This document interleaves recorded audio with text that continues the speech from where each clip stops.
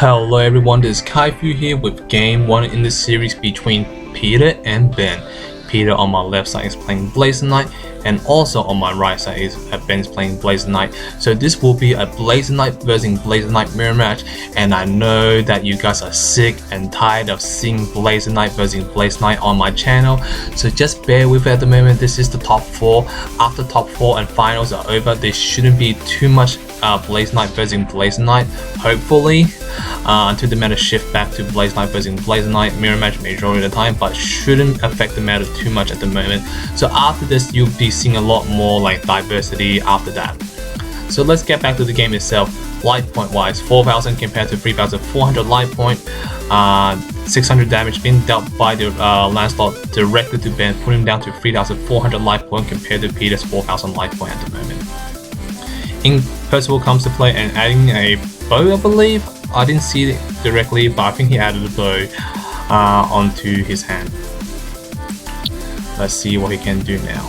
In comes the bow for 2 counters, and I hate bow so much because it stalls the game way too long, to the point that no one can do anything in the early game, so it comes to the grinding at the late game and so on. So you have to play around those bow because it's very annoying. If not, then you can just randomly get free damage on board onto your resonate if your resonate is pretty much below 500 defense. Let's see what can Peter do in this situation. He's paying 3, and in comes the King Flame Shout, doing 400 AoE damage directly to Ben's board, killing the Percival and Guinevere. But before that, Ben's gonna use Guinevere's effect to draw 2 cards and discard 1. So getting 3 cards to answer the board what Peter can offer at the moment. In comes the Gareth. So extra damage on the board. In comes the 600 point damage, putting Ben down to 2,800 life point, and I'm pretty sure the Gareth will attack him. And no, he's not actually attacking with the Gareth. Surprisingly, I don't understand why Peter wouldn't attack. Like, maybe he's playing very conservatively for the long-term strategy, but I don't know about this strategy that he's doing at the moment. There's 3 damage on board. Ben's currently tapped out during that time, correct? Even he isn't tapped out, he has a Demon Flame play. That's basically it. But that was free 800 point damage directly to the face, and putting Ben down to 2,000 life point, which is closer to for you winning, and so on. And not only that, not a lot of cards can deal with Gareth at the moment unless he drop a Lancelot and Hector combo and run over it, which is less likely will happen. So let's see what happens now. I believe Ben played his own King Flame Shout, forcing Peter to sacrifice his Guinevere to draw 2 cards and discard 1, and he discard another Guinevere. 2 bows on the field, so more defensive play on the field, not allowing Peter to go any extra aggressive play with his Lancelot and so on. Now thinking about his play at the moment for Ben's point of view to see what he can drop on the field, using King Flame Shout's effect, dropping the Snow White, burning 300 point damage directly to the Lancelot and killing it, but getting blocked by the Gareth, and Gareth obviously kills it pretty easily. 800 point defense and can't be dealt damage with by 700 less. Pretty easy kill at the moment. So yeah, I'm not sure about Peter. He should have attacked with the Gareth if I was him. You should have went very extra aggressive and so on, if I was him anyway. That was free damage on board. I don't understand why wouldn't you do it. But maybe he's just playing very conservatively, afraid of the Hector and Lancelot combo most likely, but I don't know. Again, not attacking with the Gareth, so assuming that he doesn't really want to attack with the Gareth, for taking a risk that he might lose the Gareth from a Lancelot and Hector combination. Hector and Lancelot combination is pretty much that you drop a Lancelot and drop a Hector after that, and run into the Gareth. In comes the Lancelot, and paying 1 more. In comes the Hector, so Hector and Lancelot combination. Pretty much that Lancelot is doing a lot of damage on the board, attacking directly for 1,000 point. But in comes the bow, paying 1, doing 400 damage directly to the Lancelot, and I'm pretty sure incoming Demon Flame killing it off pretty easily using the destruction effect. Paying 1, dropping Guinevere on the field for more draw power and so on for later in the future play. Life point wise 4,000 compared to 2,800. I'm not sure about that turn that Peter decided not to go aggressive with his Gareth. If I was him, I would have went aggressive with his Gareth. Why wouldn't you do it? 3 damage on board and so on. But let's see what happens now. He does have a Maribel on the field, so he can get rid of one of the bows, which can be quite annoying. For those who don't know, bow is pretty much like a how do I explain this? Bow pretty much is like a self-defense card.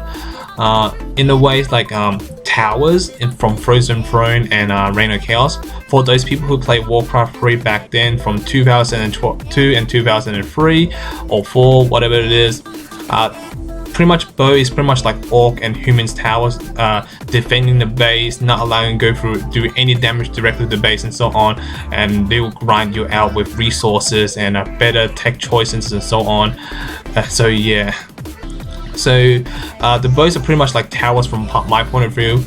So yeah, in comes the Snow White thing, doing 500 point damage directly to Ben in the previous turn.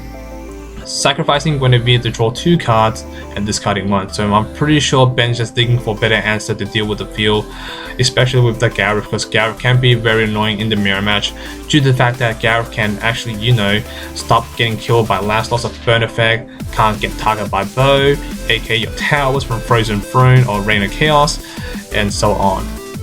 Discounted the Guinevere. I don't think he needs any more Guineveres at the moment from his hand. He can maybe go all explosive and so on, perhaps. Hector on the field, a bow compared to a Gareth, Snow White, and a bow on the field. So let's see what can Ben do in this situation.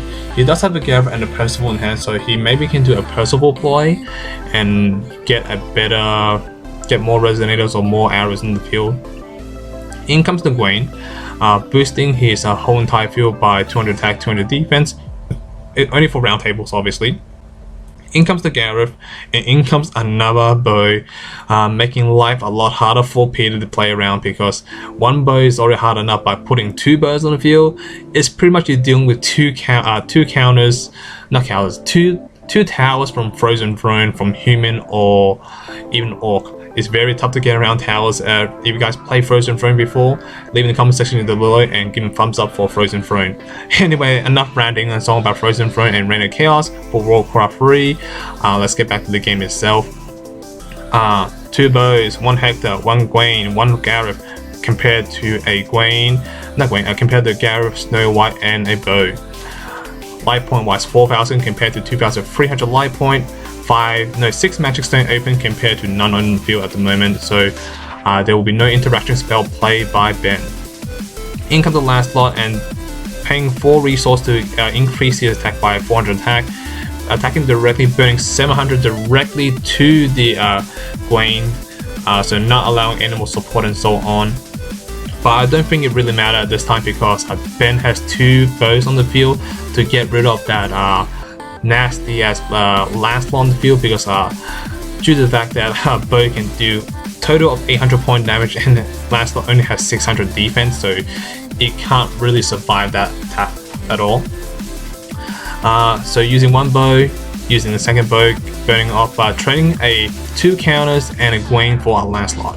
I'm pretty sure that was a good trade, but however, Peter is currently tapped out, forcing himself to use that ability to get rid of his field, his opponent's field, so he can't play any more cards this turn at the moment, or except for regular with 0 cards obviously. Attacking with the Gareth and killing the other Gareth, and in comes the Snow White, burning off the Hector and doing 500 point damage directly to Ben, putting him down to 1,800 life point compared to Peter's 4,000 life point. At the moment, field wise, 2 bows compared to 1 bow, and Snow White hand wise, Peter I think only has 1 card in hand compared to Ben's 2 cards in hand at the moment. Let's see what can you do. He does have a Percival in hand, so he can increase his hand size if we keep looping with the Percivals. In comes the Percival, checking the top 5. A Gwaine, another Gwaine, a bow, a Lancelot, and a King Flame Shout. So he has 4 options at the moment. I'm pretty sure Ben will add the Lancelot due to the fact that he doesn't need any more bows. Why would he need any more bows? You already have 2 bows on the field that can do a total of 800 point damage at the moment. So adding the Lancelot will be a perfect, the correct answer, right? Because think of this way, Lancelot is pretty much your blade master that wind walks, critical strike, image, blade storm, and so on. Why wouldn't you use him? He's pretty powerful in when it comes to that. When it comes to your Warcraft 3.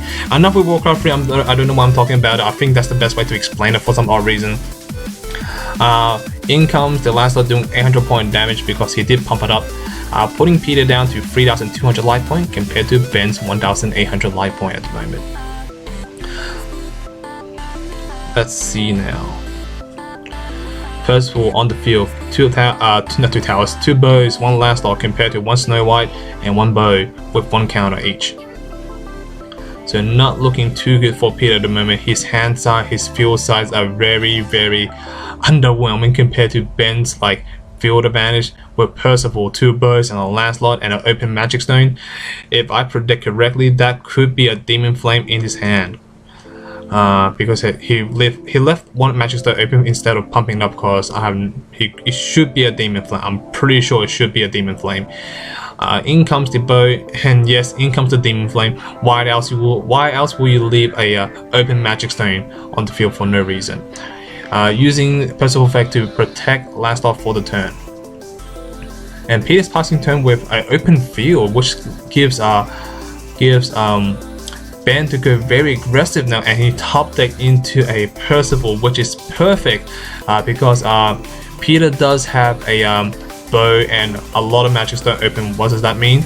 It means that a bow and a demon flame combination could be able to kill in the whole entire field. Well, not entire field, but 1 resident on the field. You guys should know what I mean. So adding the Lancelot in hand for more DPS damage. Why would you add more DPS damage? He can do a lot of damage, and currently Peter's field is wide open. Why would you attack directly recklessly? But again, you still have to be very careful not to run into Demon Flame and a bow combination. So in comes the bow doing 400 point AoE damage, not AoE damage, 400 point damage. And I'm pretty sure Ben will sacrifice his Percival to protect it. I'm pretty sure, but wait, no, he didn't protect it. Oh wow, maybe Ben did a little misplay and allowing that to get through for some odd reason, but he does have 1 more Lancelot on the field to do 800 point damage directly to Peter, putting him down to 2,400 life point compared to Ben's 1,800 life point at the moment. Life point wise, 2,400 compared to 1,800 life point. Life points are very close, neck and neck at the moment. We're going towards the mid to late game now, or should I say late game at the moment, because it is kind of late at the moment. We're already at the 30-minute mark, and he has a Lancelot, Percival. I can't see the cards behind the Percival, and a Regalian in front of the Percival. I think that is a Gwaine behind, and is that a Mirabelle? I can't tell from here. But yeah, if I was Peter, I would add the Lancelot right away, because the fact that Lancelot will be the one can actually combat against Ben's Lancelot at the moment. Ben is tapped out. He only has a Percival to protect him, protect his Lancelot. So why wouldn't you add the Lancelot? But he actually added the Percival instead, hoping for a chance to get another Lancelot maybe. He didn't get it. He only got a bow and a Hector. It was a risky play, but I think he only did it for the field advantage, because more field advantage a lot more better for you to handle with, instead of like having a Lancelot and a Percival. So I can understand from Peter's point of playing very conservatively and taking kind of little risk. But at this point in time, I wouldn't take too much risk, because the fact that you're low on resource, your life points neck and neck with your opponents. Your opponent has a Lancelot and a Percival with 1 bow and a counter, and so on. So you should really hopefully establish your field ASAP to come back against your opponent. But at the moment, Hector and bow as his only option. I don't think there's a lot of options he can add at the moment. He's gonna add the Hector instead of the bow, interestingly. If I was Peter, I would actually add the bow instead and put on the field and bluff that I have a Demon Flame hand. So if I do have a demon, if it does work, then he will not recklessly attack into me life point directly. Dropping a Rook Egg and paying 4. using Lancelot's effect, obviously, and attack directly for 4,000 and burning off the Percival, but the other Percival protect this Percival, so the block will be successful. No damage will be dealt to that Percival, and no damage will be dealt directly to Peter. Life point 2,400 compared to 1,800. Field wise, one bow with no counter and one Percival that is rested compared to two bows with one counter, one Lancelot, one Percival, and one Rook Egg. Back to Peter's turn now, with a lot of Magic Stone open to play with. Playing free, putting Gareth on the field. Gareth is a very good choice now at the moment because there's no way Ben can get around what he can. No, let me say that again. There's no way Ben can get around Gareth because his attack is quite huge, and not only that, he can actually defend Lancelot's effect, and because he can sacrifice the Percival, give Gareth no damage at all, and attacking directly and attempting to burn the Gareth and sacrifice the Percival instead, so no damage will be dealt to each other at the moment. We're already at the 16-minute mark now, and I'm getting tired already for some odd reason. Casting a Blazer versus Blazer, I don't know, it's just kind of boring at the moment at this point. So sorry if I ramble too much because it is getting kind of boring seeing mirror match after mirror match, and I'm the one who's editing all the entire video. So let's see, 2 Magic Stone open, no cards in hand for Ben, with a Rook Egg, Lancelot, Gareth, and 2 bows with 1 with counter compared to 1 Gareth and a bow on the field. A lot of Magic Stone open at the moment. Peter is not in a good situation at the moment because the point of this, the point of the point of Blaze and Knight match is that you want to establish a better field than your opponent and overrun them. But at the moment, there isn't a lot of option for Peter to do with, especially with 2 cards in hand, and especially also that the fact that Ben has a lot of cards on the field in passing turn, and Ben is not powering up Lancelot for some odd reason because he did have 2 Magic Stone open, so he could have powered the Lancelot to increase the 800, increase to up to 800 attack, so that will give him the extra edge he needs perhaps. In comes another Percival, checking top 5 again for another Round Table or Regalia. He only has the Lancelot, but Lancelot is still a Lancelot regardless, and especially in this point of time when both players are about to run out a lot of resource. Well, Peter's running out of resource anyway. Why wouldn't you grab an aggressive card? It's pretty much can do a ton of damage on the board at the moment. And looks like he's about to pay full for Lancelot's effect. Yeah, he's gonna pay full for Lancelot's effect. If he paid 2 earlier, he didn't have to pay too much resource. And burning his Root Egg, wow. Burning his Root Egg to search for another card to add to his hand. I'm pretty sure he might add a Hector for the Lancelot and Hector combination. No, he's adding the Snow White instead. Maybe just for stocking up on those counters perhaps. Let's see now. 1,800 life point compared to 2,400 life point. We're already almost at the 19 minute mark now. Looks like Peter's getting overwhelmed with a lot of resident on the field and taking damage directly from Lancelot, putting him down to 1,400 life point at the moment. Now Ben is going to go very aggressive, taking this opportunity to do a lot of damage on the board, attacking directly with Gareth. Now it's either Peter block with the Gareth or take it.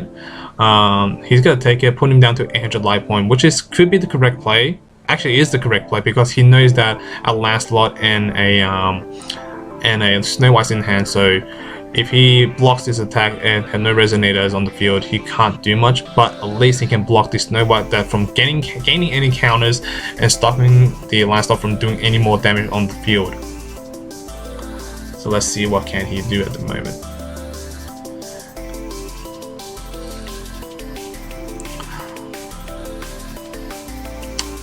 $800 life point compared to 1,800 life point. Field wise, advantage towards Ben, hand wise towards the Ben, life point wise towards the Ben.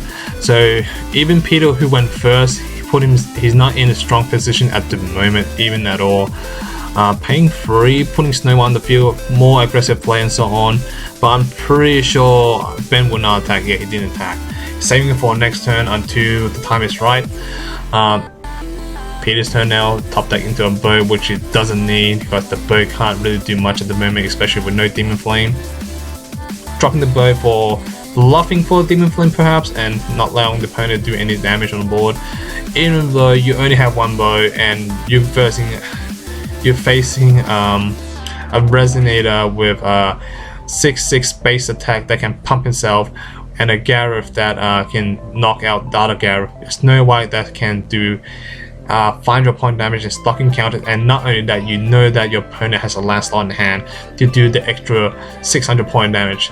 I'm pretty sure at this point in time we know who's going to win at this point. So let's continue the match 2 and see what happens. I'm pretty sure Peter knows that for the fact that he can't really do much in this situation, but I'm pretty sure he could put up a fight and try to defend himself.